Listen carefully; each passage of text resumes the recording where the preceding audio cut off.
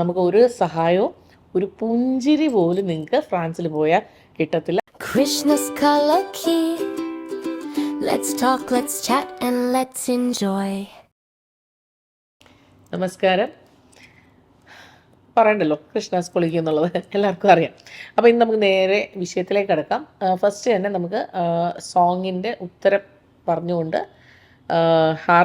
ആരാണ് വിന്നർ എന്ന് നമുക്ക് നോക്കാം. ഓക്കെ, അപ്പോൾ എപ്പിസോഡ് 24 പക്ഷി എന്ന മൂവിയിലെ സോങ് സൂര്യാംശമായി എന്നൊരു സോങ് ഉണ്ടായിരുന്നില്ല, അതിനെക്കുറിച്ചാണ് നമ്മൾ ഡിസ്കസ് ചെയ്തത്. അതിൽ ചരണത്തിൽ ആതിര കാറ്റിൻ്റെ ചുണ്ടിൽ മൃദുസ്മിതം ശാലീനഭാവം രചിച്ചു. ഇതായിരുന്നു ഞാൻ അന്ന് ചോദിച്ച വേർഡ് സ്മിതം. എന്താണ് സ്മിതം എന്നാണ് ഞാൻ ചോദിച്ചത്. അപ്പോൾ അതിന് ഉത്തരം നമുക്ക് കിട്ടിയിട്ടുണ്ട്.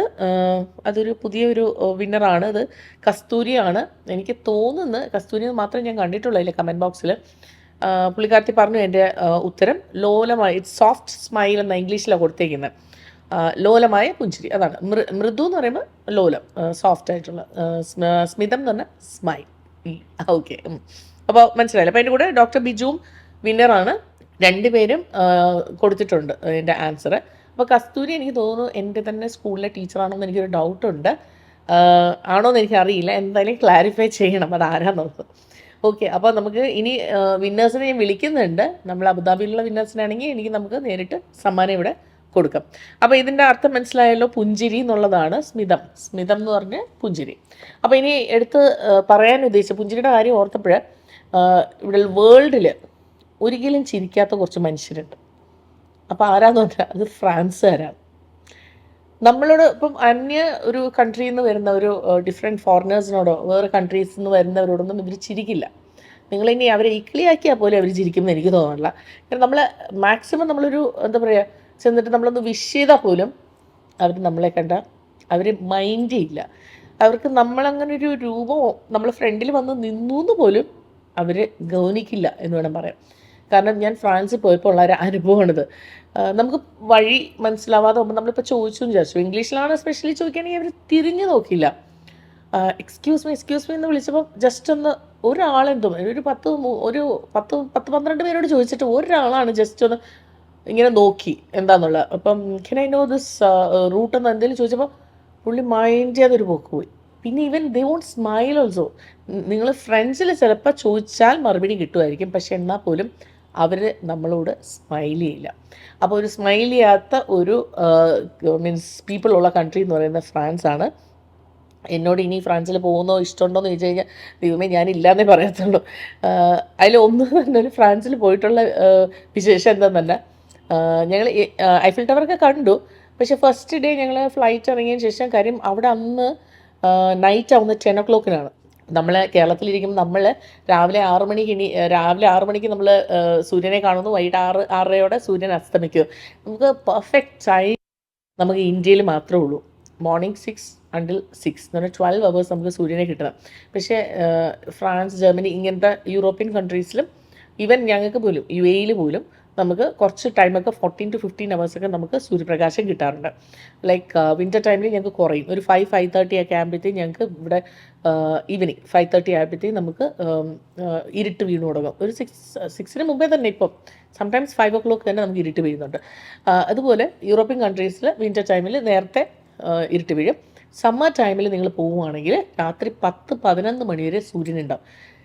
Night starts at 10, maybe 10-10:30 ഒക്കെ ആകുമ്പോഴായിരിക്കും നൈറ്റ് സ്റ്റാർട്ട് ചെയ്യുന്നത്. അപ്പോൾ പ്രയോജനം എന്താണെന്ന് നമ്മൾ ഈ ടൈമിലാണ് നമ്മൾ ട്രാവൽ ചെയ്യുന്നതെങ്കിൽ നമുക്ക് അണ്ടിൽ 10 o'clock ഒരു 10:30 വരെ നമുക്ക് കറങ്ങി നടക്കാം. സൂര്യപ്രകാശം ഫുള്ളുണ്ട്, നമുക്കൊരു ടെൻഷനും ഇല്ലാതെ നടക്കാം.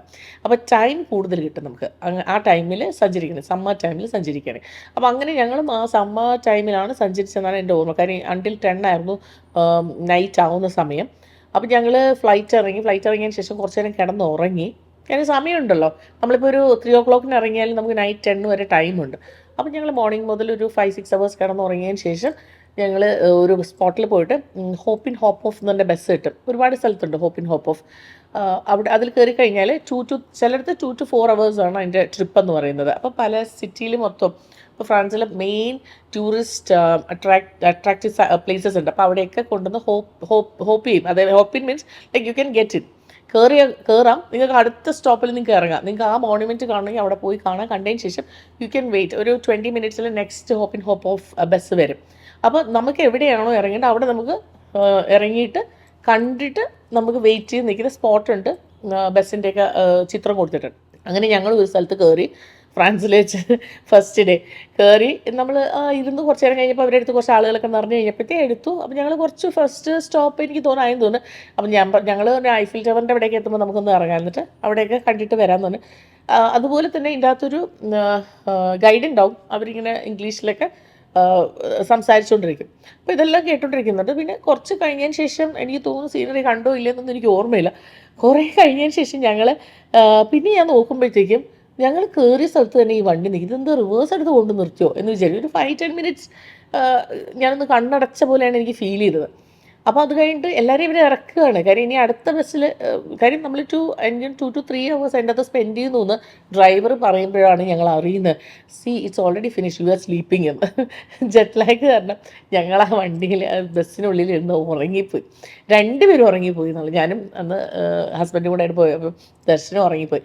അങ്ങനെ അവസാനം ഞങ്ങളത് സത്യം പറഞ്ഞാൽ ഞങ്ങളൊന്നും കാണാതെ ഇറങ്ങി നേരെ ഹോട്ടലിൽ പോയി കിടന്ന് ഉറങ്ങിയതിന് ശേഷം നെക്സ്റ്റ് ഡേ ആണ് ഞങ്ങൾ ഇറങ്ങിയിട്ട് നല്ലതായിട്ട് കണ്ടത്. അപ്പം നിങ്ങൾ കാര്യം ഇത് ഞങ്ങൾ കാനഡയിൽ പോയതിന് ശേഷം, കാനഡയിൽ എൻ്റെ സിസ്റ്റർ ഉണ്ടായിരുന്നു. അപ്പോൾ സിസ്റ്ററെ കാണാൻ പോയതിന് ശേഷം തിരിച്ച് വരുന്ന ടൈമിലാണ് ഞങ്ങൾ ഒരു സ്റ്റോപ്പ് ഓവറായിട്ടാണ് ഇറങ്ങിയത്. കാരണം 3-4 ഡേയ്സ് നമുക്ക് ഫ്രാൻസിൽ ഇറങ്ങാൻ തന്നെ. അപ്പം നമ്മൾ കണ്ടിന്യൂസ് ഒരു ഫ്ലൈറ്റ് എടുക്കുകയാണെങ്കിൽ 14-16 hours നമുക്ക് ട്രാവൽ ചെയ്യണം ടു കാനഡ എന്ന് പറയും.